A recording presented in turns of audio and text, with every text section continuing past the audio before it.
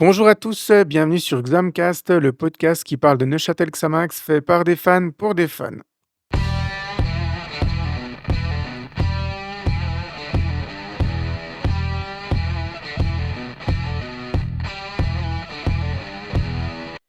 À nouveau ce soir, 3 animateurs, ça fait, je pense 3 ou 4 épisodes de suite qu'on est 3 dans l'équipe de choc pour, vous présenter ce Xamcast. Je suis avec Osvaldo. Salut Osvaldo. Salut Mirko. Et avec Thomas ce soir. Salut Thomas. Hello Mirko, hello à tous. Alors, au programme de cet épisode, le débriefing, du match qui nous a opposés ce vendredi au FC Rapperswil à la Maladière. Un petit coin SFL et puis le briefing de notre prochain match. Voilà, on peut sans autre commencer avec la première rubrique.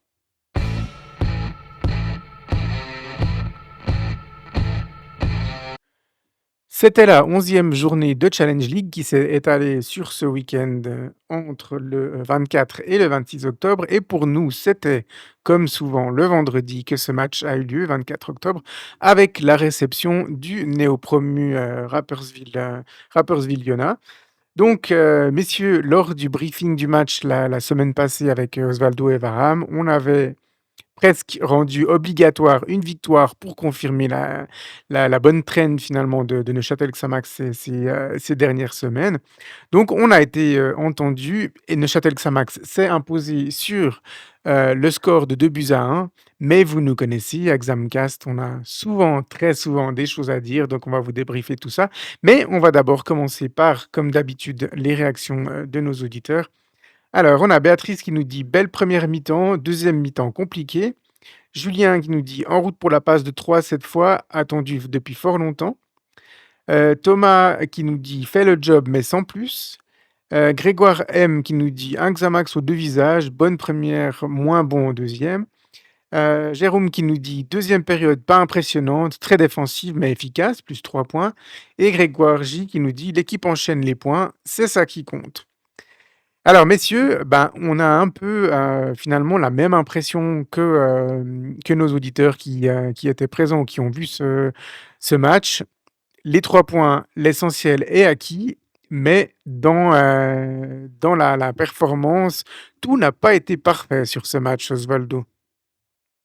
Non, il y a quand même il y a des moments clés du match qui ne sont pas encore gérés un petit peu comme on le voudrait. On y reviendra, mais de manière générale, une bonne entame, un but pris à un moment donné du match et de la mi-temps qui nous met, enfin qui ne nous laisse pas aller tranquille au vestiaire, et puis une deuxième mi-temps où on aurait aimé un peu plus de tranchant pour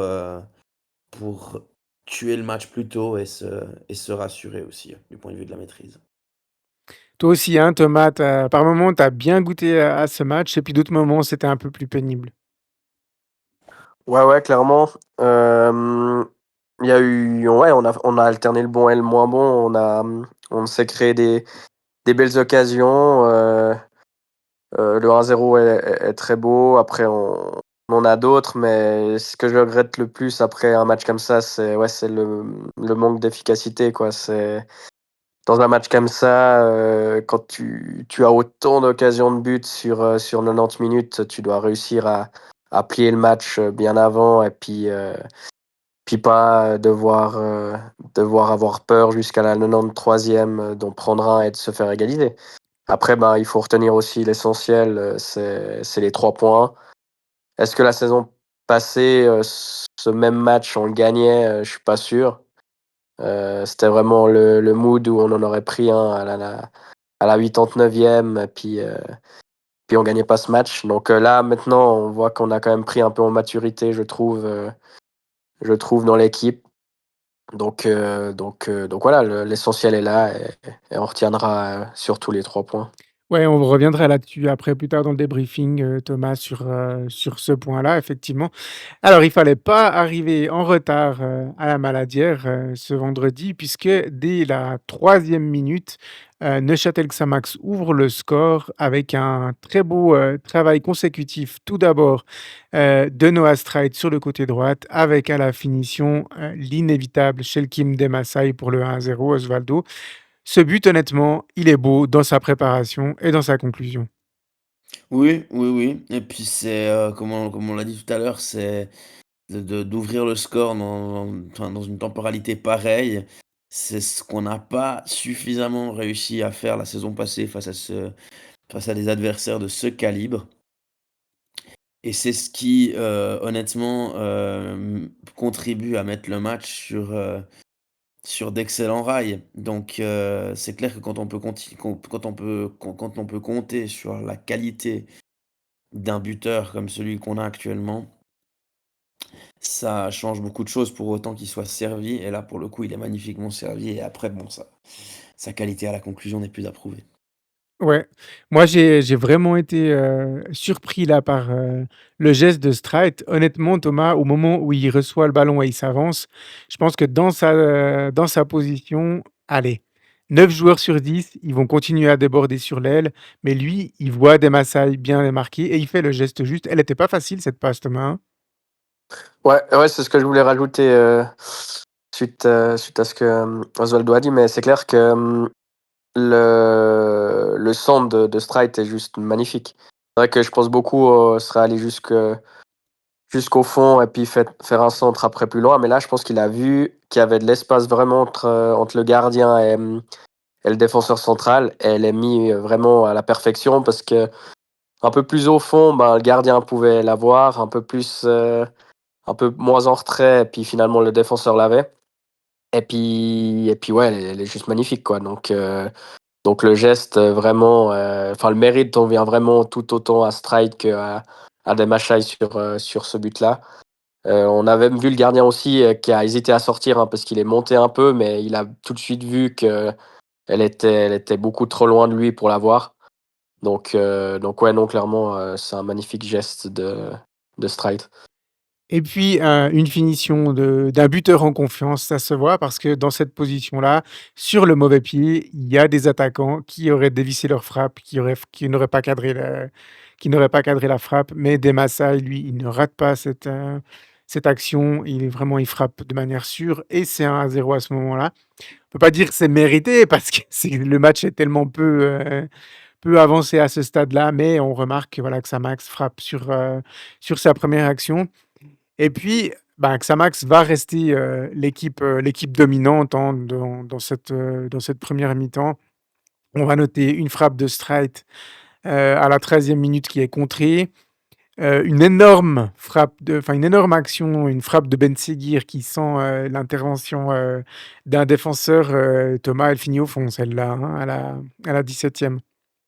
Ouais, ouais, alors, j'ai l'action un peu en tête, mais il y avait pas les images sur Blue de l'action, mais c'est vrai que je crois qu'il est un peu aux 5 mètres, il y a un petit cafouillage et puis, Ouais, il y a une forêt de il a une joueurs, position, ouais, il a une position de frappe et puis justement, ben, je crois que c'est contré un peu, in extremis parce que sinon, le ballon partait dans le but donc ouais, c'était une énorme occasion aussi, de mettre le deuxième à ce moment-là. ouais, une autre frappe de Strait, à la 23e, à côté, mais c'est surtout à la 33e où alors, à ce moment-là, le score est encore de 1-0 où là, dans cette position, Léo Seydoux doit conclure, Thomas, ça doit faire 2-0. C'est presque un copier-coller du on inverse en fait Seydoux et Strait, c'est cette fois Strait à la passe et Seydoux à la conclusion, mais là où le jeune Elie avait conclu à Carouge, malheureusement Seydoux frappe au-dessus. Mais celle-là, elle doit finir au Ouais, fond, hein. Elle est grosse. ouais, ouais, exact, elle est énorme. Puis une fois de plus encore un super bien joué de Stride qui va cette fois au fond et qui met un superbe centre en retrait pour Sedou. Mais oui, clairement là, il cherche à tirer fort. Je pense qu'un léger plat du pied cadré, je pense que ça faisait le 2-0. Après, bah voilà, faut aussi laisser le mérite à Sedou parce que pour un latéral droite, je crois que bah, il a déjà mis un but en championnat. à Bellinzone, mais il jouait ailier droite à ce moment, enfin milieu droite sur ce match. Mais sinon, j'ai les souvenirs sur plusieurs matchs cette saison Il est très où il offensif. court et il est très offensif. Et je crois que contre Vaduz, c'est à peu près la même occasion, il tire sur la barre. Là, il tire Ouais. en dessus.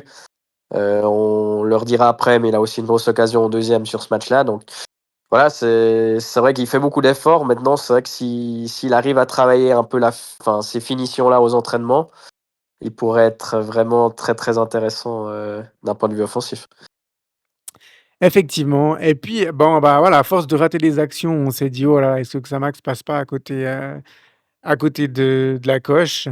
Et puis, ben, c'est à ce moment-là, pour un deuxième match consécutif, nos adversaires décident de nous faire un petit cadeau, hein. Cette fois-ci, après Carouge, c'est cette fois-ci, hem, c'est le latéral droite, hein, Ambassa, qui nous fait un joli petit cadeau et à nouveau Demassa, il ne se fait pas prier, Osvaldo.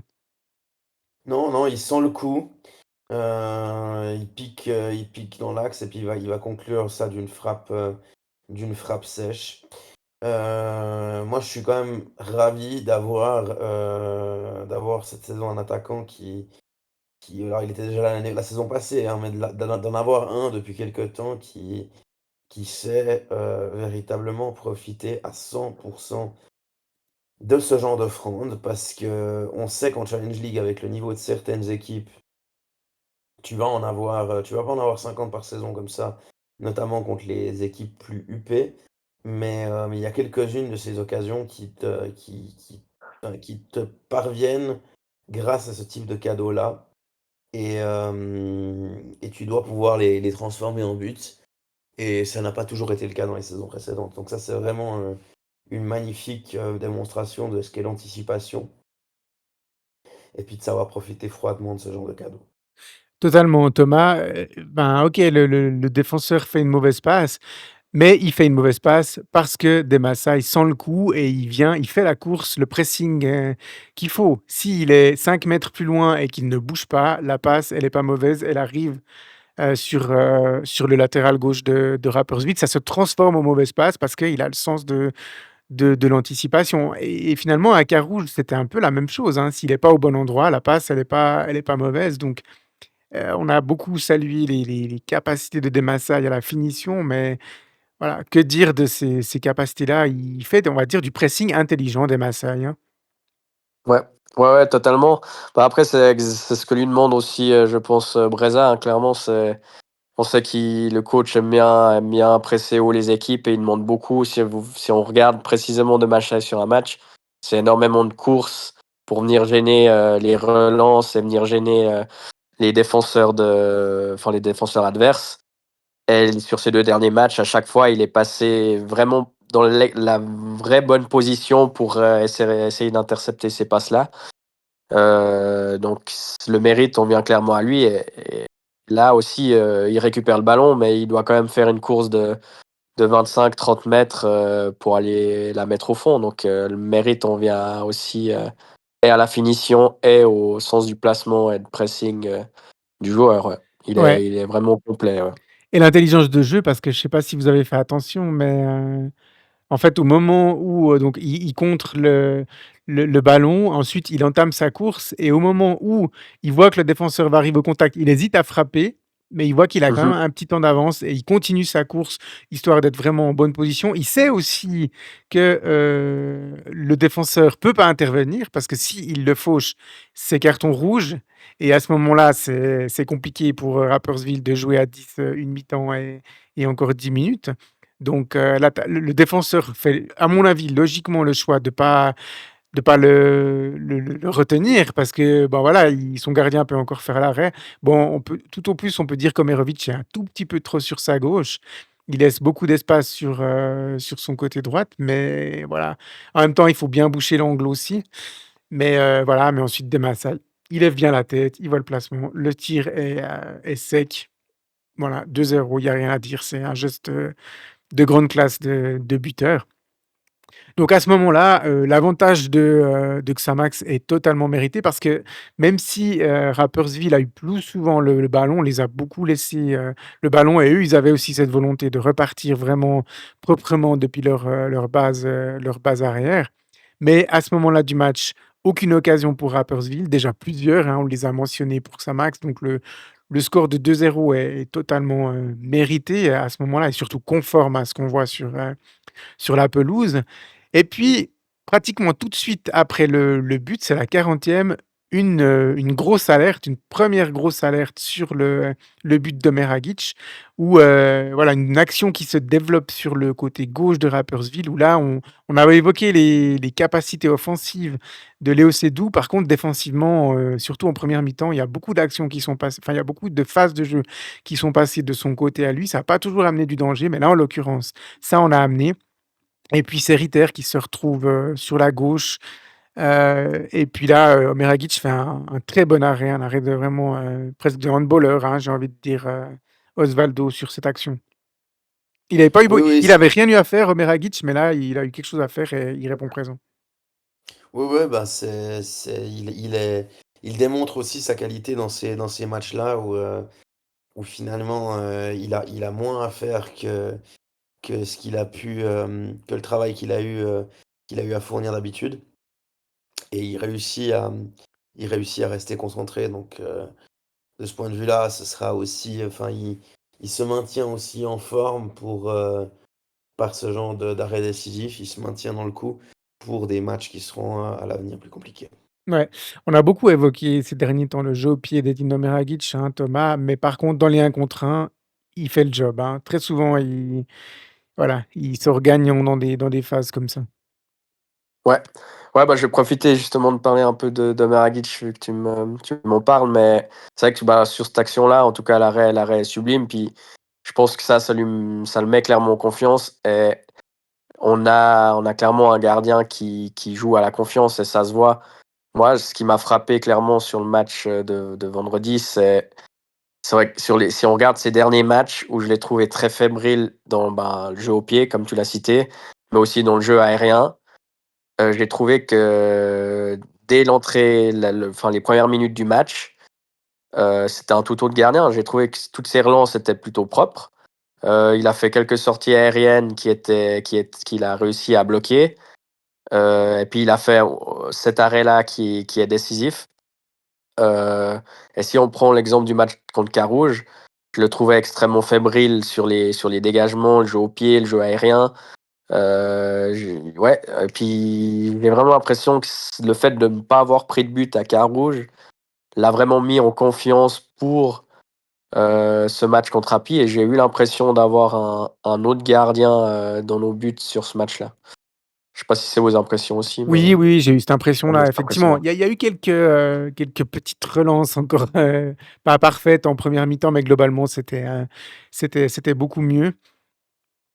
Mais voilà, il aurait pu, hein, et peut-être dû, finir avec un 2e blanchissage consécutif. Malheureusement, la réduction du score de Rapperswil intervient à la 43e minute sur une action où, voilà, on peut parler du positionnement de Léon Bergsma, pardon. Mais on doit aussi rendre à César ce qui appartient à César et puis applaudir les joueurs de Rapperswil pour ce but Osvaldo. Ils ont bien joué le coup. Non, ils ont très, très bien joué le coup. Ils ont trouvé la faille dans notre défense pour pouvoir jouer ce ballon par-dessus la défense centrale et de ce point de vue-là, ça a été magnifiquement exploité, puis magnifiquement conclu par Schmitt qui inscrit ce 2-1 Ouais, et c'est magnifiquement joué, clairement. bah, voilà, comme je disais, le positionnement de Bergma qui est à mon avis un peu trop sur la droite, un peu trop proche de Epito et qui laisse de l'espace à Schmitt. Après, il faudrait revoir le but, en caméra qu'on n'a pas, c'est-à-dire une caméra, un plan un peu plus large et voir où est Bergsma au moment de la passe. Parce que c'est aussi possible que Schmitt fasse un appel croisé et puis que, en fait, il fasse une course totalement, surprenante pour Bergsma à ce moment-là, ce qui est tout à fait possible. Mais voilà, bien joué. Alors bon, ils sont quand même relativement bien payés. Rapperswil, 2 occasions, un but, 2-1 à la mi-temps. Je pense qu'ils doivent se dire: «OK, on est encore dans le match et puis, tout n'est pas perdu». Pas de changement des 2 côtés, à la mi-temps. Il y avait pas de raison pour les coachs de faire des changements. Et puis en deuxième mi-temps, en début de deuxième mi-temps en tout cas, on notera, déjà à la 53e une frappe contrée. Tu l'as mentionné avant Thomas, une frappe contrée de Seydoux. Alors moi j'ai eu l'impression, cette action, que si c'était un attaquant, peut-être ça finissait au fond. Ouais, c'est bien possible aussi, hein. Bah, une fois de plus, c'est vrai que Sedou, bah, il a pas forcément l'habitude d'être, dans les 5 mètres, trop souvent dans un match, donc c'est clair que Demachai à sa place, peut-être que ça faisait 3-1 à ce moment-là, mais bon, ça, on saura jamais, Non, je dis mais ça ouais, en parce tout cas, c'était que une grosse action, ouais. Je dis ça parce qu'en fait, il reçoit le ballon dans une position où c'est évident que le défenseur va se jeter. L'action Ouais, vient depuis la gauche, il reçoit le ballon, lui, sur son côté droite, il est très bien placé. C'est évident que le défenseur va se lancer puisque le gardien est un peu en retard, donc il va tout faire pour contrer la frappe. Et peut-être qu'un attaquant qui a plus l'habitude d'être dans ce genre de positionnement, il va faire une feinte de frappe pour que le défenseur, voilà, il va peut-être temporiser, il va peut-être faire un geste, quelque chose pour pas que le défenseur contre ou pas, j'en sais rien, mais c'est vrai que sur ce coup-là, mais en même temps, ça va très vite, hein. La prise de décision, elle doit venir, vraiment, très, très rapidement, donc il y a pas 5 secondes pour se dire: «Ah, est-ce que je fais un crochet? Est-ce que je temporise? Est-ce que j'avance?» Enfin, voilà, le ballon vient, il faut le prendre, dans la seconde, sinon il faut prendre une décision dans la seconde, sinon c'est trop tard. Mais de nouveau, le défenseur de Rapperswil joue très bien le coup parce qu'ils sont tous un peu dans le vent au début de l'action, puis il revient bien pour contrer. Alors cette action-là, on l'a notée et puis, voilà, mais on la regrette peut-être nettement moins que cette action de la 60e minute où, voilà, c'est une action qui symbolise bien, le match de Noah Streit, hein, j'ai envie de dire. Une première mi-temps, bonne, voire très bonne par mo enfin, j'ai envie de dire très bonne au début et puis ensuite bonne sur le reste de la mi-temps et puis une deuxième mi-temps un petit peu plus compliquée. Osvaldo sur cette action, il joue bien le coup au début, mais il y avait nettement mieux à faire à la conclusion. Certainement, tu parles donc du face-à-face Oui, où il, où où il fait la feinte de frappe et puis ensuite il n'arrive pas à tromper le gardien. Effectivement, il y a nettement mieux à faire là-dessus. Euh, voilà, quoi, tu as fait le plus dur, t'as enlevé le défenseur et c'est vrai que tu vas chercher le côté le plus fermé pour conclure alors que tu as même deux solutions de passe au centre. Effectivement, c'est pas conclu de manière extrêmement lucide alors que le plus dur avait été fait. bah, pour moi, il y avait 3 options, je vais les dire peut-être dans les la meilleure option à la moins bonne option, mais pour moi, la meilleure option, tu vas me dire si tu es d'accord Thomas, mais la meilleure option, c'était des Massai au deuxième poteau seul. Ensuite, la deuxième option, c'est Ben Seguir au point de penalty et puis la troisième option, c'est frapper du pied gauche. J'ai ouais, vraiment c'est pas ça. compris pourquoi il se remet sur son pied droite. Il y avait vraiment pas la place d'enrouler du gauche, mais se mettre sur le pied droite, il y avait pas la place. Tu aussi un peu de cet avis ou bien? Ah, mais j'allais dire, c'est le gauche. Enfin, à ce moment-là, si toi, tu veux tirer au but pour même, enfin, marquer ton but, tu dois tirer du pied gauche. Soit tu l'enroules, au deuxième, soit tu tires fort, premier poteau, mais en tout cas, pas faire du droite. Là, on voit qu'il se tord pour essayer de la tirer du droite. À mon avis, même s'il est pas gaucher, un plat du pied gauche, premier poteau, ça serait dedans aussi. Enfin, voilà. Mais c'est ce qui lui manque vraiment à Stride, j'ai l'impression, en tout cas sur ce match-là, c'est que les deux premières actions qu'il a en première mi-temps, il tire du gauche et c'est des frappes un peu molles et un peu ratées. Et là, je pense qu'il a pas osé. Du coup, il a voulu assurer avec son pied droit et puis il a raté, ouais. Mais, Ouais, mais bon, clairement, du gauche, ouais, ouais, la mettre à plat au premier poteau, c'est compliqué. Le gardien bouge bien, il a ouais, une bonne envergure, mais là, de l'enrouler du gauche, c'est clairement faisable. Mais ouais, surtout Demassai, s'il lui met un petit plat du pied du droit, Demassai, il a plus qu'à la pousser dans le but vide et c'est le coup du chapeau pour notre bien sûr. goléador. Donc voilà, Ben Seguir était aussi bien placé. Alors bon, il y avait des défenseurs sur la ligne qui auraient peut-être pu intervenir, voir le gardien hein, s'il la remet sur Ben Seguir. Mais Demassai, c'est clair que c'était vraiment la meilleure option. sur cette action, peu importe s'il frappe du gauche, s'il la met à Demarsai, ça doit finir à 3-1 et à ce moment-là, messieurs, il y a un petit frisson quand même qui nous parcourt. On se dit: «Et si Xamax avait laissé passer sa chance de, voilà, de gagner ce match?» Et ben, s'ensuit en fait une longue phase quand même, hein, jusqu'à une action de la 80e, on y reviendra après, mais il y a eu une longue phase quand même où le match était un peu étrange en fait. Il y a eu déjà un changement, qu'on n'a pas très, très, très bien compris, hein, c'est-à-dire que Streit, qui semblait s'être un peu claqué, sur cette action, sort. Il est remplacé par Karakou, mais ça entraîne un repositionnement de Saïs sur le côté droit. On a l'impression que, Thomas, ce changement, il affaiblit un petit peu, l la tactique et l'équilibre de l'équipe. Ouais, c'est exactement mon avis aussi. J'ai surtout l'impression, enfin, il y a eu des changements de poste de certains joueurs. Saïs qui a pas l'habitude de jouer à droite, puis Caraco qui joue un peu en 10, qui n'est pas son poste non plus. C'est le moment du match où j'ai senti l'équipe la moins à l'aise finalement, parce que les joueurs étaient pas spécialement habitués à ces postes-là. On enlève un Streit, donc un ailier droite, pour faire rentrer Caraco, qui est plus un peu un box-to-box, donc milieu de terrain. Et puis un Saïs qui faisait un bon match d'un point de vue technique en 10, qui passe ailier droite. Enfin, au final, un changement répercute des changements de poste et autres, et l'équipe, en tout cas, c'est un peu déstabilisé à ce moment-là, je trouve.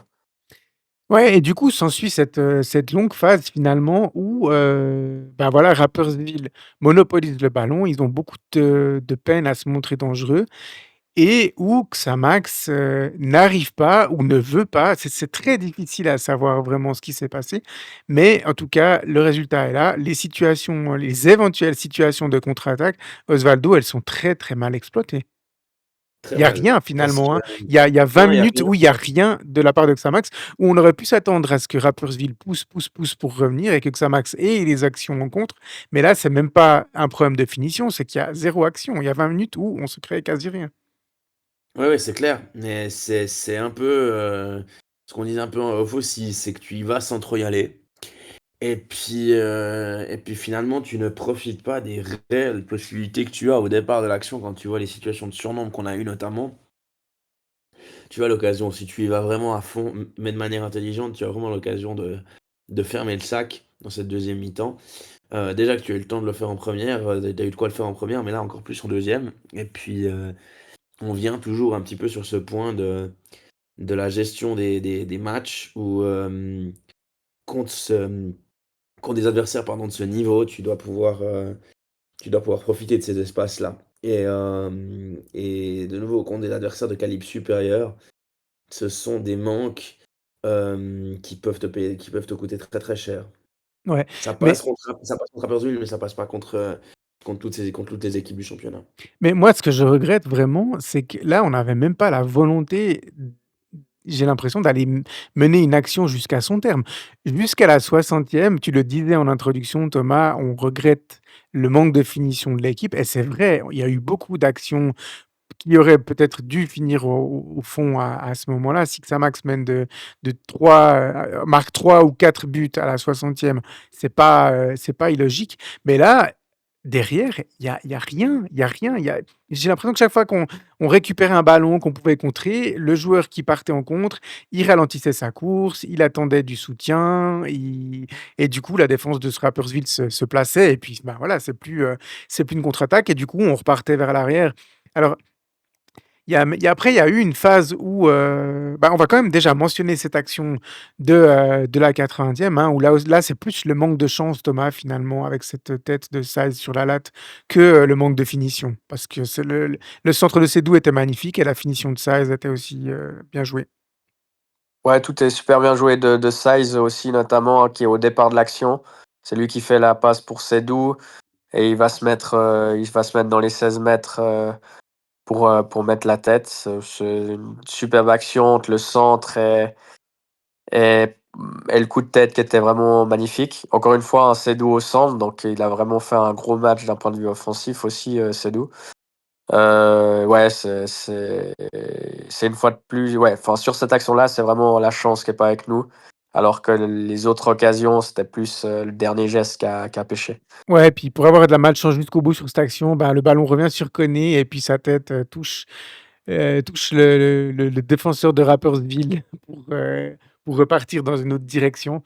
Donc voilà, là, un peu de malchance jusqu'au bout. Puis ensuite, il y a, bah, pratiquement jusqu'à la fin du match, de nouveau, on refuse de mener les contres jusqu'au bout, on stoppe les efforts et on a eu l'impression que Xamax essayait de, voilà, de faire tourner et de faire courir les Cingolais après le ballon, mais ça respirait pas la maîtrise, hein, Osvaldo, quand même. Non, non, non, bah, comme on l'a dit, comme on le dit depuis quelques minutes, moi, c'est vraiment l'aspect qui, face à ce genre d'adversaire chez nous, qui plus est, continue de me faire garder les pieds quand même bien, bien sur terre. Alors oui, la situation au classement, elle est plus satisfaisante à ce stade de la saison que les saisons précédentes. On n'est pas encore rentré dans une de nos séries noires qu'on a pu connaître les saisons précédentes du point de vue des résultats. Mais en même temps, on est un peu trop sur le fil du rasoir face à des adversaires face auxquels, on imagine qu'avec le capital confiance qui a été engrangé par les victoires un peu plus nombreuses dans ce début de saison, tu dois pouvoir tirer plus au niveau enfin, tu dois pouvoir tirer plus de ta confiance contre ce type d'adversaire-là. Que tu n'aies pas encore les certitudes pour aller dominer des Yverdon et des Arrows, c'est une chose. Que tu sois autant sur le fil du rasoir contre Rapperswil à la maison, je dis du point de vue du résultat, parce qu'au final, ça a été relativement bien maîtrisé dans l'ensemble, mais il aurait suffi d'une action en fin de match pour que tout capote. Et voilà, c'est un peu ce tout petit regret qu'on peut avoir avant d'aborder ce mois de novembre qui va nous dire un peu plus qui on est, selon moi. Ouais.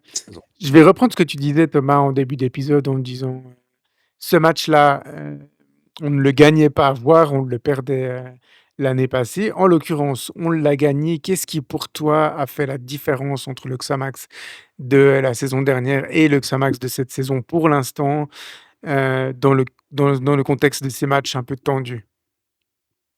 Bah, enfin, je trouve que c'est quand même surtout d'un point de vue défensif déjà où l'amélioration elle est claire et nette, au niveau du bloc équipe, au niveau de la défense en elle-même. Si on regarde ce match, on a laissé parfois le moment à l'adversaire, c'est clair.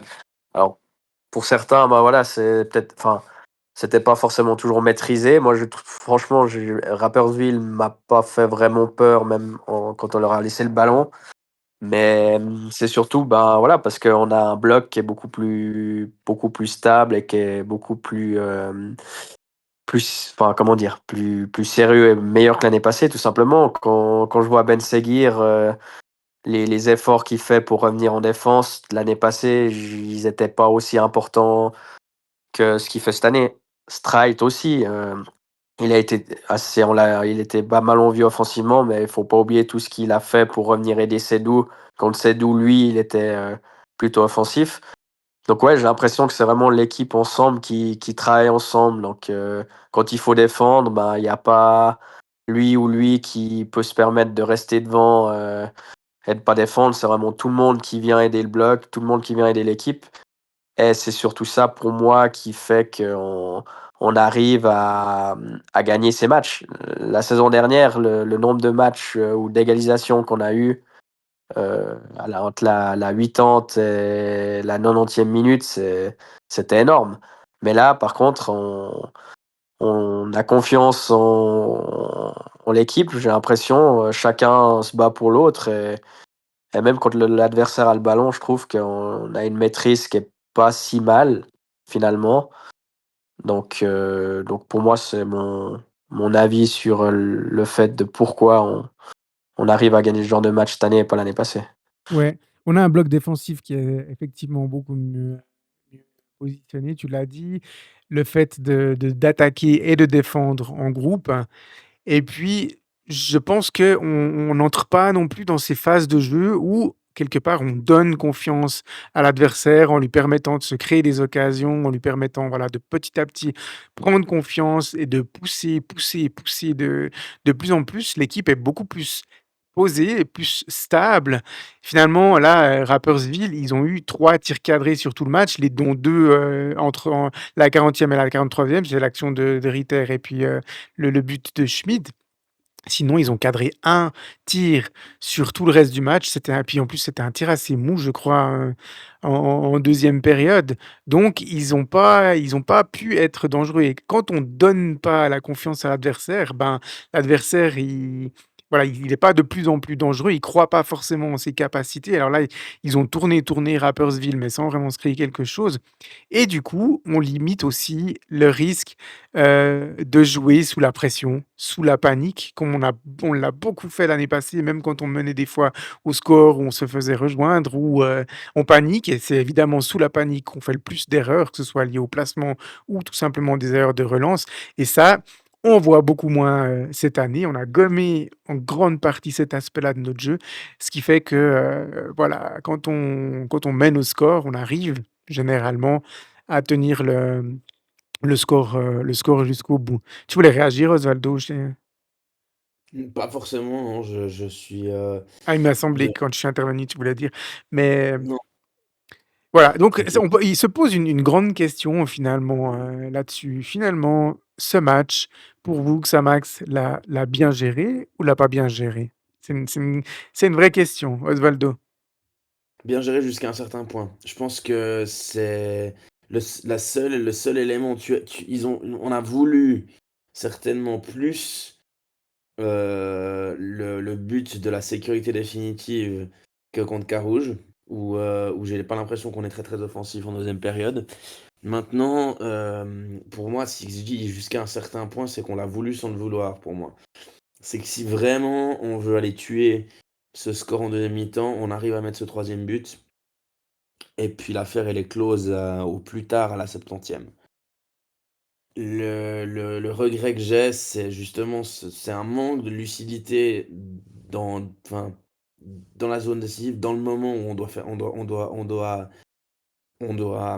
tuer le match et pour moi, c'est des choses qui n'ont pas de conséquences parce que tu affrontes Rapperswil, mais qui peuvent très certainement avoir des conséquences contre un adversaire supérieur et c'est vraiment le point sur lequel je souhaite insister. Ouais, Thomas, pour toi, on a bien géré ou pas bien géré? Ou t'es nuancé comme Osvaldo? Bah, je suis un peu nuancé aussi. Vraiment, pour moi, en finale, on l'aurait bien géré avec une finition, enfin la finition en plus. Parce que si on regarde l'ensemble du match, ben voilà, on a fait ce qu'il fallait faire. Voilà, ça devait finir clairement à 4-1 ou 5-2, j'en sais rien ce match, mais en tout cas, on devait en mettre beaucoup plus et le match, il se serait rendu beaucoup plus facile. Donc c'est plus la tournure du match qui me fait dire que on l'a moyennement géré finalement. On Ouais, aurait dû se mettre à l'abri bien avant. Je pense que l'équipe s'est rendu compte aussi au milieu de deuxième mi-temps, après l'action ratée de Stride, que bah, mettre le troisième aujourd'hui, ça allait peut-être être compliqué. Donc je pense que les joueurs et peut-être le staff aussi l'a dit que peut-être sur cette deuxième mi-temps, il faudra essayer de gérer et puis essayer de jouer les quelques contres qu'on peut avoir pour essayer de mettre le troisième, mais sinon de pas prendre de risques. Je pense que c'est peut-être aussi ça que l'année passée, ce qu'on aurait eu l'effet inverse. On aurait peut-être poussé pour essayer de mettre le troisième, et puis finalement, on se serait fait avoir, puis on aurait concédé l'égalisation. Donc finalement, je dirais plutôt moyennement géré. ouais, 16 tirs à 7 pour Xamax, 7 tirs cadrés à 3. Effectivement, c'est un match qui n'aurait pas dû se terminer à 2-1 en soi. C'est ça. Mais voilà, l'adversaire n'a été que moyennement dangereux finalement et j'ai envie de dire, on doit contrer vraiment et finir si l'adversaire devient très menaçant. Mais voilà, ça c'est toujours un grand débat. Est-ce qu'on doit jouer le match à fond, de la première à la dernière minute pour essayer de marquer à chaque occasion? Ou est-ce qu'il faut gérer un peu les différents moments et puis, économiser un peu, hein? les énergies. Voilà, ça c'est un débat un petit peu plus large. Globalement, Osvaldo, qu'est-ce que tu as bien aimé sur ce match? L'entame de match.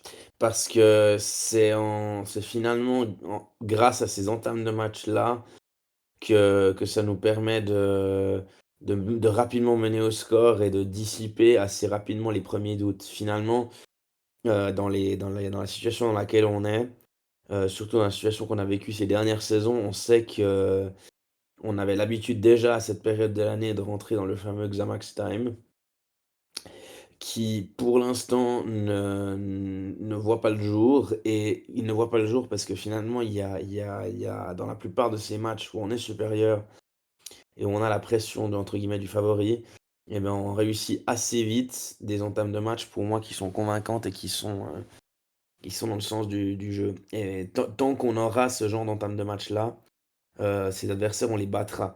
Donc c'est principalement ce qui m'a plu.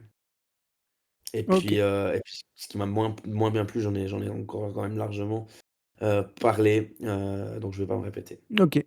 Thomas, qu'est-ce qui t'a bien plu sur ce match? Hem, Bah, déjà, moi, ce que j'aime bien et ce qui me rassure, c'est, d'avoir une équipe qui se crée des occasions, tout simplement. Parce que j'ai le souvenir, même si on alors peut-être pas forcément toujours la saison passée, mais les saisons d'avant et certains matchs saison passée, on a fini des matchs même à domicile, où on n'a pas réussi à se créer une vraie occasion dans le match. Là, un match comme hier, je veux dire, on en a 7, 8, 9, enfin vraiment des occasions, où on aurait pu mettre un but. Donc déjà, pour moi, c'est rassurant et c'est plaisant, tout simplement. Je retiendrai aussi, j'ai beaucoup aimé le couloir droite chez nous, le duo, Seydoux, Streit. Si on regarde justement l'ensemble des occasions qu'on a eues, je pense que les 2 ils participent aux 3/4 de ces actions-là, soit par la passe, soit par le tir, décisif. Pour moi, c'est un duo qui fonctionne bien. Hem, pour revenir après, enfin, par exemple à un Seydoux, heu, par moments, c'est vrai que parfois je trouve que techniquement, bah, voilà, il est un peu juste, il rate des passes, des contrôles un peu faciles, mais il compense quand même énormément par ses efforts, sans cesse en allant, vers l'avant, vers l'arrière, vers l'avant, vers l'arrière. Donc je pense que d'un point de vue physique, ça doit être dur pour lui, donc c'est pour ça que des fois qu'il y a un peu de déchets techniques, mais au moins il se bat et j'aime beaucoup ça. Et je soulignerais du coup pour Streit aussi, la progression de ce joueur. Les premiers matchs qu'il a fait, chez nous ne m'ont pas spécialement plu. J'ai trouvé, d'un point de vue technique surtout, les contrôles étaient souvent approximatifs, les passes également, et je trouve qu'il a fait des progrès en quoi? C'est 2 mois qu'on a commencé le championnat, 2 mois et demi, je sais pas, mais qui sont, assez impressionnants, je trouve. Et il mérite sa place de titulaire, complètement. Il a été décisif hier, enfin avec une passe. Il aurait pu mettre des buts, il aurait pu faire des autres passes supplémentaires, mais voilà, il a 20 ans, il est encore très jeune, et s'il progresse, aussi vite que maintenant, il va pas rester très longtemps, ben, déjà il est prêté chez nous, mais il va gravir les échelons, assez vite à mon avis. En tout cas, je vois pas mal de potentiel en ce joueur-là. Donc Ouais, ça, c'est pour, les choses positives, ouais. tout à fait, c'est un Oui, joueur qui fait un peu penser, parce qu'il est aussi prêté par le FC Bâle, mais il a un peu le profil à Roméo Bonnet, hein, qui était prêté, l'année ouais, dernière au Slow et puis ils l'ont vendu où, Bonnet? Il est parti, au Portugal, ouais, hein, c'est en ça. ouais, je Donc sais plus le nom voilà, du club, c'est mais tout le mal ouais, qu'on peut souhaiter à mais voilà, il a un peu ce profil, joueur de couloir, avec des longues jambes et puis une technique assez impressionnante. Ouais, il est au FC Famalicão et ouais. puis, voilà, c'est tout le mal qu'on peut souhaiter à Noah Streit. En complément de ce que vous avez dit, messieurs, moi, j'ai beaucoup aimé la complémentarité de, la paire défensive centrale Epito-Bergsma. Je pense que les matchs où ils ont été alignés ensemble, de la première à la dernière minute sont nos meilleurs matchs d'un point de vue défensif, même s'il y a qu'une seule fois où on n'a pas pris de but. Mais je crois que, on peut sans doute dire maintenant après 11 matchs que la paire Epito-Bergsma est la meilleure paire, défensive dont nous avons dont l'entraîneur a à disposition. Et puis, le sens du placement et le lead, de Bergsma fait merveille avec la hargne de Epito, la combativité d'Epito, l'intransigeance, on va dire, dans les duels de de Yoann Epito. Mmh. Ça fonctionne très bien et je crois qu'on aimerait les voir, le plus souvent possible jouer ensemble. Peu importe les latéraux, hein, finalement, puisque tant Leo Seduk et Jetmir Krasniqi quand il était en santé et Michael Fakinetti et Jonathan Fontana se mettent aussi au niveau, mais d'un point de vue défenseurs centraux, c'est les meilleurs qu'on a, actuellement à disposition. Et puis voilà, des Maasai, on va plus trop le mentionner parce qu'il nous épate pratiquement à chaque match. Je crois que pour l'instant, il a plus souvent des matchs où il est exceptionnel que des matchs où il est moyen, voire pas très bon. Donc ça en dit on. Il en est déjà à 13 buts, entre le championnat et la coupe. Ça en 13 matchs, ça fait un but par match. C'est des stats juste exceptionnelles Les gars, je pour sais un pas si on se rend attaquant. compte, le dernier attaquant qui, à ce stade-là de la saison, pouvait se dire, enfin, le dernier attaquant de notre effectif qui pouvait se dire à ce stade de la saison: «J'ai, 1 but par match de moyenne, toutes compétitions confondues à la fin octobre». C'est juste, enfin, c'est quand on prend les joueurs qu'on a eus à ce poste-là ces dernières saisons, grosso modo, hein, depuis la retraite de Nuzzolo, c'est incroyable, hein. Enfin, Ouais, Ouais, ouais, non, c'est des c'est fou. statistiques d'attaquants, d'équipes qui jouent la promotion, hein. Ouais, ouais, c'est des stats de normalement effectivement, d'une équipe qui joue la promotion, un but par match. Donc voilà, il va certainement ouais. pas finir à 36 buts, hein, c'est clair, mais il est Non, quand même mais bien parti. c'est extrêmement précieux d'avoir un joueur de ce niveau qui finalement est pratiquement capable de te gagner des matchs. Je veux pas dire à lui tout seul, parce que le ballon sur le 1-0, on le lui met, mais qui est aussi capable par son pressing intelligent, vous l'avez dit messieurs, de se créer des occasions à partir de rien, quoi. Mmh. Et on peut pas dire qu'on avait, ce genre d'attaquant qui courait les rues, ces 2 dernières saisons. Non, Ah effectivement. puis si je peux rajouter aussi, c'est que, l'année passée, je crois qu'il a déjà fait la meilleure saison de sa carrière en termes de buts, puis même de passes décisives. L'année passée, je crois que c'était 16 buts, 10 passes. Ouais, c'est ça. Donc là, il est à 10 buts en championnat, 1 passe. S'il continue comme ça, il va réaliser les 2 meilleures saisons de sa carrière, chez nous, quoi. Ouais, Enfin, jusqu'à présent, en tout cas, ouais. Donc ben, il est bien parti, hein. Il a c'est déjà parti, plus ouais. de la moitié des buts de la saison dernière, alors qu'on est qu'à Ouais, la 11e journée. c'est ça.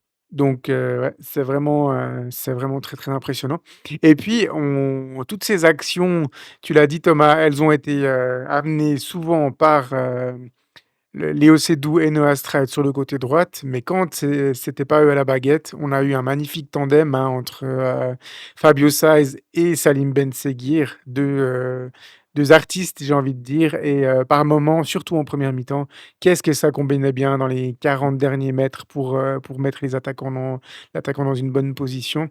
Quand ils sont les 2 dans un bon soir, bien inspirés, c'est vraiment un régal de les voir jouer individuellement, mais aussi ensemble.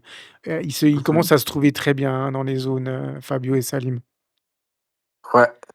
Ouais, moi je trouve, clairement, puis le fait de faire jouer Saiz un cran plus haut, ça le permet d'encore plus combiner avec Ben Seguir et voilà, c'est les 2 joueurs les plus techniques de notre équipe, clairement et par moments, c'est vrai que ça joue assez les yeux fermés. Maintenant, j'attends, un peu plus, que ça soit décisif aussi. Mais surtout pour Oui, Ben Seguir, surtout où pour Ben il y a Seghir, encore quelques mauvais choix par moment, je trouve encore dans le dernier geste. Il y a toujours la passe de trop par moment. Mais sinon, d'un point de vue technique, c'est clair que c'est c'est le haut du tableau de Challenge League d'un point de vue technique, en tout cas, ça c'est clair. c'est clair. Donc voilà pour ce match. Dans ce que j'ai moins aimé, on en a parlé aussi, mais globalement, voilà, il y a aucun joueur qui est accrédité d'une mauvaise performance, je trouve, sur ce match, même si on aurait dû s'imposer. un peu plus nettement que ce score de 2 buts à 1. Ouais. Voilà. Et puis, ben, voilà, on va saluer, Pascal Opliguer et Sébastien Fonbonne qui seront probablement à 100 de victoire, sur la saison. Quoique, avec le rythme auquel on a parlé du rythme de but de Demassay, mais le rythme de carton jaune de Breza est pas mal aussi et si ça continue comme ça, il aura encore 1 ou 2 matchs de suspension durant la saison, je pense. Donc, on aura peut-être l'occasion de voir, à nouveau, Pascal Opliguer et Sébastien Fonbonne, au bord du terrain pour coacher cette équipe. Voilà, on peut passer à la rubrique suivante.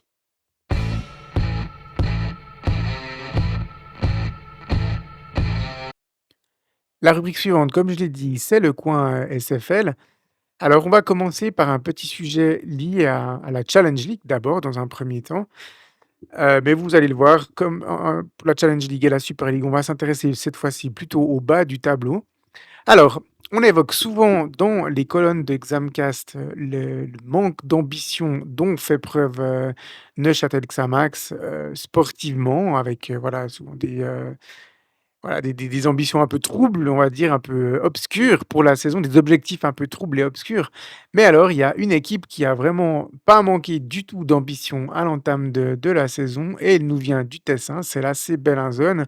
Donc, honnêtement, messieurs, quand on a vu une publication Instagram avec le hashtag en italien «Ensemble pour la promotion» du côté de Bellinzone, on a vraiment été très surpris parce que s'il y a bien un club, on va dire, auquel on s'attendait pas qu'il y ait des ambitions de monter, c'était bien l'AC Bellinzone. Donc déjà là, en ce début de saison, on s'est dit: «Mais est-ce qu'ils sont pas un peu mégalos du côté du Tessin, Osvaldo?» Ouais, ouais, ils voient les choses un peu en grand, ouais, on peut dire ça comme ça. Non, mais c'est surtout que quand on voit finalement le parcours de l'AC Bellinzone, principalement au niveau administratif depuis qu'ils ont retrouvé la Challenge League, honnêtement, parler de promotion à ce stade-là, je veux dire, ils sont à peine plus mieux placés que nous pour parler de ce genre d'objectif-là. Donc ouais, j'ai trouvé ça un peu bizarre et puis les résultats de ce début de saison confirment un peu nos impressions. Bon, Thomas, pour remettre un petit peu le contexte, l'AC Bellinzone n'avait objectivement aucune raison de se montrer ambitieux pour cette saison. On va déjà rappeler que, ben, ils n'ont pas obtenu leur licence en première instance, hein, pour cette saison-là, comme déjà la saison d'avant et puis on va dire, c'est quand même un club qui souffrait pendant longtemps, d'un propriétaire, on va dire sulfureux, hein, avec Pablo Betancur dans les méthodes. Voilà, tu es toujours un peu à la limite de la légalité, hein. On le sait, agent de joueur, propriétaire d'un club, c'est pas forcément, autorisé. Donc il y avait beaucoup de magouilles du côté du dessin et un club en proie avec, d'énormes soucis, administratifs. Donc c'est pas le profil de club qu'on s'attendait à voir briller, une promotion en Super League. Non, non, clairement, après, je pense qu'il sur ces publications, c'était peut-être pour essayer d'attirer 50 abonnements en plus pour la saison. Je vois pas d'autres raisons qui feraient, qui noteraient ça. Parce que, enfin, voilà, je veux dire, la licence pour monter, à mon avis, dans la situation actuelle du club, ils l'auront pas. Donc voilà, après, ça fait partie un peu du folklore qui est un peu autour de ce club depuis quelques saisons, je trouve quand même. Euh, des choix de joueurs. Cette saison-là, ils ont recruté 4 joueurs espagnols, 3 Colombiens, dont un qui est déjà reparti. Des joueurs qui voilà qui connaissent pas le championnat, qui ont l'air d'être pas impliqués du tout. Enfin, c'est un projet qui ouais, je- pour moi c'est un projet qui n'est pas un projet. C'est un peu un ouais, je sais pas comment dire finalement. C'est un projet perdu à terme et ouais, c'est que des mauvais choix pour moi. Et puis là, on voit encore qu'ils sont en train de recruter un peu des joueurs libres pour essayer de compléter leur effectif qui n'est juste pas équilibré et pas de qualité. Donc c'est un peu bizarre ce qui se trame là-bas. Et ben, à l'heure actuelle, ben voilà, quoi, ils ont 4 points et 0 victoire après 11 matchs. Donc ils sont bons derniers. Donc leur ambition de promotion, à mon avis, attendre encore un petit moment. Oui, faudra attendre un petit moment, d'autant plus que, voilà, Pablo Betancur est toujours un petit peu dans la course, mais il y a un nouvel un nouvel homme fort qui a fait son apparition depuis cette saison, hein, en l'occurrence un propriétaire colombien, Juan Carlos Trujillo. C'est d'ailleurs de lui que sont venues un peu ces ambitions. Mais quelques temps plus tard, on pouvait aussi lire dans la presse que voilà, administrativement, la CB Zone et financièrement était en difficulté. Alors, ça pose une question. Alors, c'est sûr que les ambitions de promotion, elles ont pris un sacré coup, surtout quand on a à l'opposé un Haro qui est quasi parfait depuis le début de la saison. Mais est-ce que, on doit vraiment s'inquiéter pour la l'AC Bellinzone sportivement? Est-ce que, à mon avis, messieurs, la l'AC Bellinzone sera-t-il relégué, sportivement cette saison? On s'avance un peu, hein, il y a qu'un tiers du championnat, même pas qui est disputé, mais voilà, quand on n'a pas gagné un match après 11 matchs, eh bien, c'est un rythme de Xamax, saison, 22-23, hein, là, j'ai envie de dire. Osvaldo, est-ce Relati que la C Bellinzone, sera en difficulté? Bah, ça potentiellement, ça fait une saison à 15 points, hein. Ils sont partis pour ce rythme-là. alors je pense que ouais, effectivement, ils sont en tout cas aujourd'hui dans le candidat numéro 1 à la relégation. Maintenant, faudra voir comment est-ce que Ville se réveille ou pas. Est-ce que Carouge réussira à sortir aussi de sa spirale? Parce que 11 matchs 5 points et 11 matchs 8 points, c'est pas non plus des moyennes extraordinaires. Le championnat est encore très très long. Maintenant, c'est vrai que de ce qu'on voit des équipes qu'on avait potentiellement mis dans la deuxième partie de tableau, dans nos pronostics d'avant-saison, je voulais quand même aussi relater rapidement que le Stade Rennais a tenu Yverdon en échec.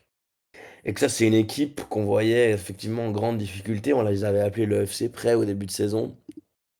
Mmh. Mais que eux, justement, font ce genre de petits résultats à droite à gauche qui me font dire que ce ne sera pas pour cette saison. Donc effectivement, Bellinzone, de ce point de vue-là, a une moyenne assez effrayante et a une vraie moyenne de relégués. Et vraiment, tout dépendra. S'il y a encore deux, trois équipes qui sont dans la course pour le maintien à 5 journées avant la fin, ça peut être très très indécis. Mais c'est sûr qu'ils se profilent comme des candidats numéro un. Thomas, ouais, rythme sportif catastrophique, difficultés administratives, difficultés financières. Qu'est-ce qu'on peut dire de positif sur la C Bellinzone, honnêtement? Franchement, pas grand-chose et bah, d'ailleurs, ils ont changé d'entraîneur, hein, Ouais, ce week-end, j'ai vu. Et puis pareil, hein, ça fait 2 ans que les entraîneurs tournent, mais c'est les mêmes qui tournent. Donc, c'est celui qui était en fin de saison passée qui remplace celui qui était il y a une année, qui s'était fait déjà licencier. Donc mais celui qui est viré cette année, il est assistant maintenant. ouais, Donc c'est ça. ouais, bah, voilà. Donc bah, vous avez rien compris, c'est normal. Je Non, pense non, que même c'est là-bas, ils ont rien compris.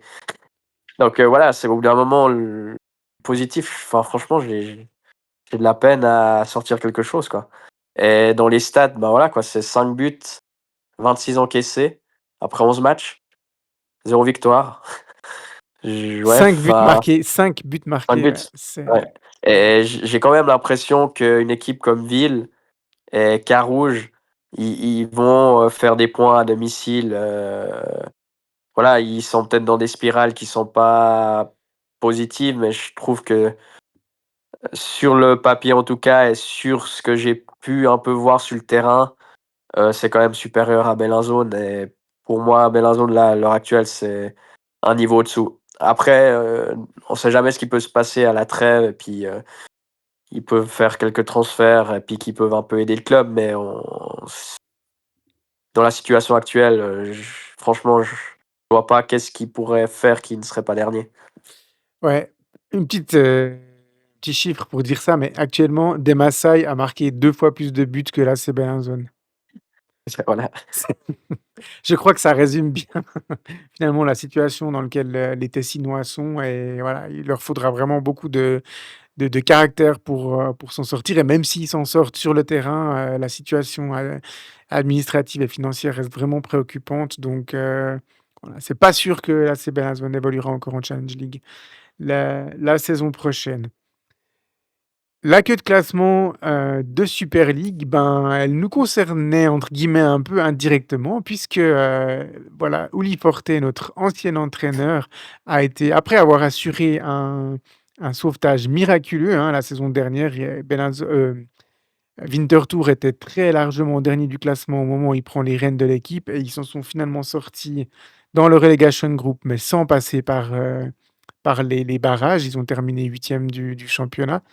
Donc voilà, on s'attendait pas à ce que Belenzen soit décidément que Winterthur pardon, soit vraiment, dans les équipes de tête du classement, mais les joueurs de Winterthur ont vraiment eu un début de championnat compliqué et on va dire, Thomas, c'était assez logiquement qu'ils ont remercié Forte pour remettre une vieille connaissance, à la tête de l'équipe. Ouais, un peu le même parcours au niveau entraîneur que Bellinzone. On C'est reprend ça. l'ancien, mais c'est un ancien qui avait bien marché, hein, Ramen, ils avaient fait la meilleure saison, en Super League avec lui. Je crois qu'ils avaient fini dans le top 6, hein, il me semble, il y a 2 ans avec Ramen. Oui, c'est juste. Donc choix qui semble logique, séparé de Forte déjà après 9 matchs, 0 victoire, 2 nuls, 7 défaites. Ouais, c'est encore pire que Après voilà, Belenzen, hein, les stats. ouais, c'est pire. Après, ben, voilà, il faut pas oublier qu'il les a quand même sauvés, l'année passée, alors que tout le monde les voyait aussi condamnés, donc il a déjà fait un exploit avec cette équipe. Là, voilà, je pense que ça va être compliqué, pour eux, même avec Ramen. L'équipe me semble quand même sur le papier, en tout cas de ce que j'ai pu voir aussi sur le terrain, l'équipe la plus faible, du championnat avec Grasshopper, mais même Getse, sur ce que j'ai pu voir, semble un peu au-dessus.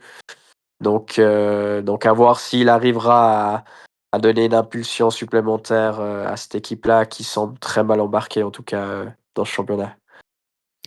Oui, tu as été surpris, Osvaldo, de voir, Ramen, redébarquer, à la Schützenwiese? Pas forcément, parce que quand on prend quelqu'un qui a bien fonctionné, il y a comme une certaine logique. Maintenant, jusqu'à dire que ça va les tirer d'affaire, ça, c'est une autre histoire. Je crois que la, voilà quoi, il reste quand même des équipes devant eux les premières équipes qui sont devant eux n'ont pas grand-chose à faire là où elles sont actuellement par rapport au niveau de leur effectif. Donc c'est clair que le chantier est quand même très très dense à Bellinzone, il est vaste. À À Vinity. Winterthur, Ouais, dé pardon. excuse-moi, je te parasite. Pardon, à Winterthur, le chantier est assez vaste. Maintenant, c'est un entraîneur qui a prouvé ses qualités, donc on tente l'électrochoc. C'est sûr qu'avec le nombre de points qui avaient été récoltés jusqu'ici, c'était compliqué pour Forte de garder sa place. Sa place était de plus en plus compromise. Donc, c'est sûr que dans ces cas-là, quand on cherche un plan de secours, un plan pompier, on a plutôt tendance à aller vers un entraîneur qu'on connaît et qui a bien fonctionné plutôt qu'un pari qui sort de nulle part. Ouais, bah, alors c'est vrai que ça il part vraiment de très, très loin là et le début de saison est quand même vraiment catastrophique. Déjà 6 points de retard, sur l'avant-dernier, 8 sur le 10e du classement. Ça commence à faire beaucoup. Il faudrait que Winterthur, fasse des points, hein, maintenant, quand même, Thomas. Ouais, ouais, bah, c'est un peu le moment de commencer à faire une 1re victoire. S'ils arrivent pas à enchaîner une spirale, enfin déjà même pas une spirale, mais déjà en tout cas une victoire, ça va quand même être assez compliqué, de faire quelque chose. Ils sont à 6 points de Getse déjà, donc les confrontations directes aussi seront hyper importantes, pour eux, hein. Dès qu'ils jouent contre Getse, je pense qu'il faudra faire les 3 points. Je crois que d'ailleurs, ils jouent contre eux dans 3 semaines, donc ça sera un match important. Mais ouais, ouais, enfin, on savait, hein, ils savaient aussi dès le début que cette saison allait être un combat pour eux et que tout le monde les voyait redescendre. Donc au final, ils sont un peu à la place où tout le monde les attendait. Ouais et puis j'ai envie de dire qu'avec Ramen, Winterthur devrait avoir le cul bordé de nouilles, hein, quand même. Ouais. C'était la blague culinaire du jour. OK, Voilà. voilà. Alors on passe, à la rubrique suivante.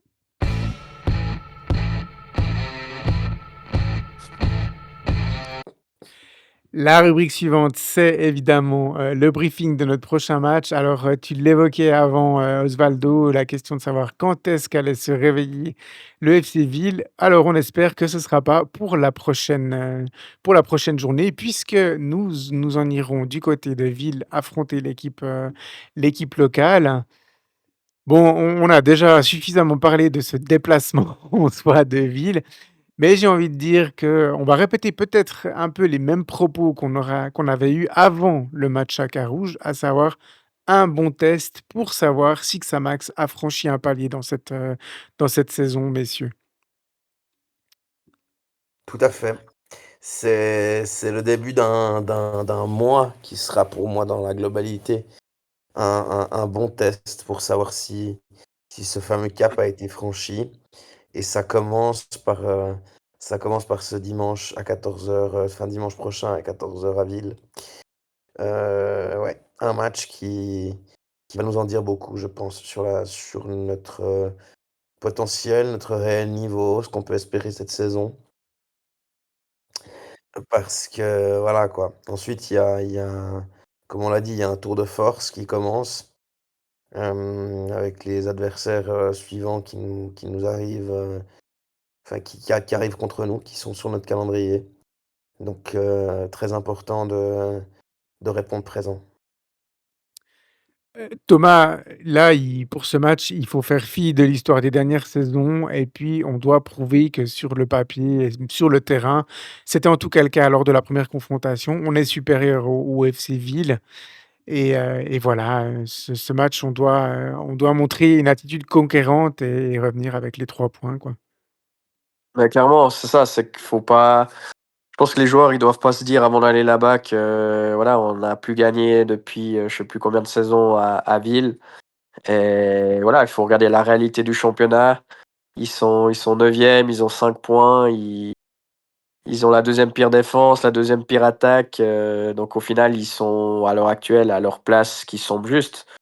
Donc on a 15 points de plus que eux, c'est à nous de le montrer aussi. Euh, et avec comme l'a dit Osvaldo avant, c'est avec le mois de novembre qui nous attend. Euh, Victoire là-bas sera quand même hyper importante. Parce que si on fait juste le récapitulatif après, c'est que on reçoit Yverdon, on va à Stade Lausanne, on reçoit Haro, dans une semaine anglaise où on va à Nyon en coupe, et après on va à Vaduz. Donc après le match contre Ville, on affronte les 5 premiers du championnat. Donc faire les 3 points avant ce mois assez démentiel, à mon avis, sera importantissime si on veut rester collé dans le wagon de tête le plus longtemps possible. Ouais.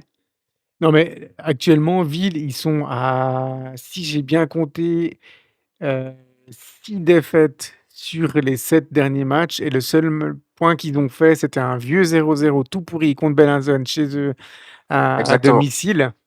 Donc, exactement, c'est ça, ouais. c'est vraiment alors on parlait des tas de formes de Bellinzone qui étaient catastrophiques, mais celui de Ville, il est au moins autant puisqu'ils ont qu'1 point de plus, hein, donc la seule différence, c'est qu'ils ont battu, une fois Étoile Carouge.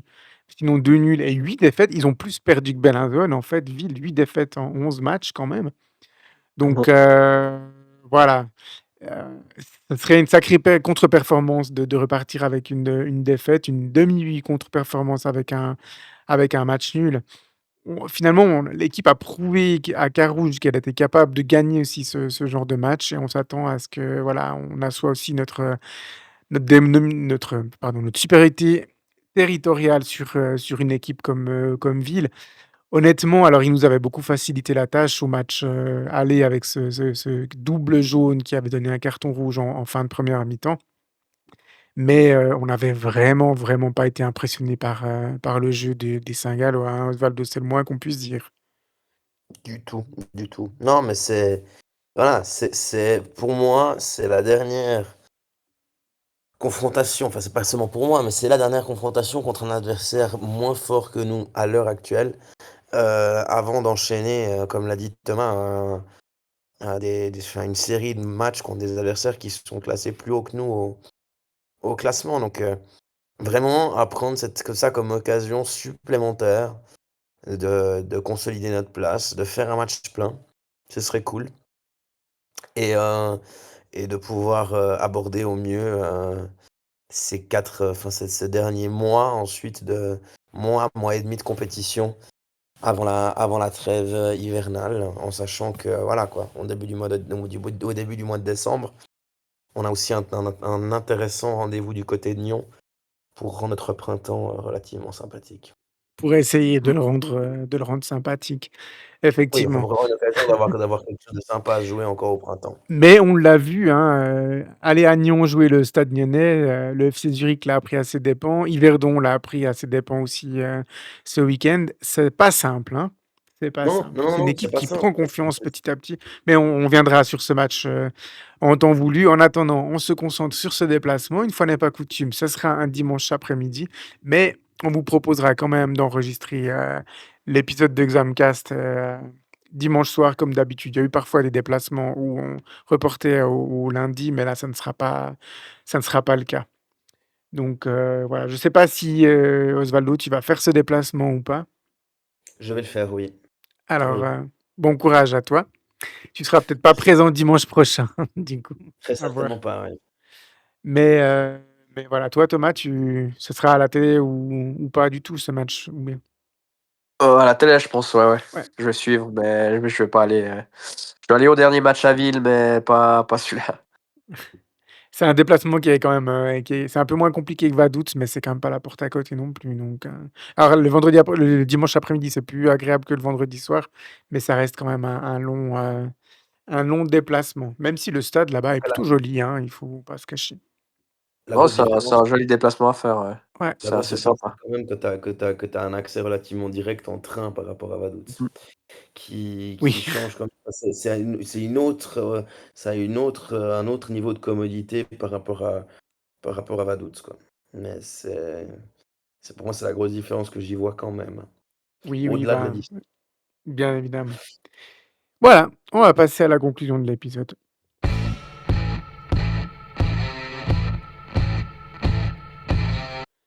On ne pouvait pas conclure, cet épisode sans adresser nos félicitations à Zakaria Tekame qui, lors de ce week-end, a marqué son premier but en Serie A. Et en plus, c'est un but dans un contexte assez particulier puisqu'il a signé l'égalisation à la 93e minute à domicile contre Pise. Et puis, voilà, il a égalisé d'un magnifique tir sur une passe de Luka Modric.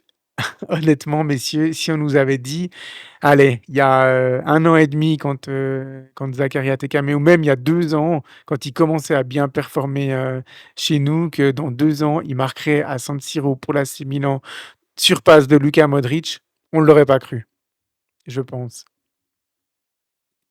Non, clairement. Non, non, non, non, mais après voilà, quoi, la présence de Madrid dans le championnat italien, on sait à quoi elle est due. Maintenant, c'est sûr que pour Zach, de pouvoir, évoluer à côté d'un joueur pareil, c'est effectivement un beau boost pour son apprentissage et puis sa progression en tant qu'homme, en tant que footballeur et c'est sûr qu'il doit énormément apprendre à ses côtés et puis finalement, de marquer à San Siro, c'est jamais déplaisant donc en plus de ça, quand tu joues pour l'une des 2 équipes qui joue encore pour quelque temps dans ce stade. Ouais, Thomas, ça souligne vraiment une progression, fulgurante pour Zach. Ouais, c'est assez impressionnant de se dire il y a moins enfin, ouais, il y a moins d'une ouais, il y a un peu plus d'une année, il jouait encore chez nous, en Challenge League, puis là, maintenant, il est il est au Milan AC. Ouais, il est alors Donc la 2e partie de saison, il était prêté par Young Boys, hein, qui l'avaient ouais, acheté et qui l'ont donc laissé ça entrer chez nous. fait Mais il a encore joué, toute la fin de saison, 23-24, il a fait ses derniers matchs, en mai, 2024, hein, chez nous. ouais, ouais, donc il y a une année, enfin, il y a 14 15 mois, quoi. Donc de dire qu'il est passé enfin, chez nous à ce moment-là, au Milan AC, ça montre aussi la progression qu'il a fait, quoi. c'est assez impressionnant. Puis il faut pas oublier qu'il a 20 ans, quoi. Donc il a encore tout à apprendre. Donc s'il est déjà au Milan AC, c'est qu'il a sans doute des qualités indéniables, hein. Mais par contre, il a marqué, c'est bien, mais je pense qu'il doit aussi encore se concentrer sur beaucoup d'autres points aussi pour progresser davantage et puis devenir un joueur important du Milan AC ou peut-être d'ailleurs, je ne sais pas, mais il a encore une très très grosse marge de progression. Mais quand on voit déjà le parcours qu'il a fait, c'est assez impressionnant. Et puis c'est aussi un message à passer aux jeunes de la formation, que ce soit à Neuch ou ailleurs, comme quoi il faut jamais lâcher et puis que tout peut arriver dans le foot. Donc à eux de saisir leur chance. Oui, et puis tu évoquais un joueur important pour le Milan AC ou pour ailleurs, mais aussi pour l'équipe de Suisse, hein, puisque ce but, il intervient, on va dire, une dizaine de jours après sa première convocation, même s'il a pas joué à Ljubljana, mais il était quand même dans le cadre de l'équipe A, donc ça souligne aussi, sa progression fulgurante qui n'a pas échappé à Murat Yakin.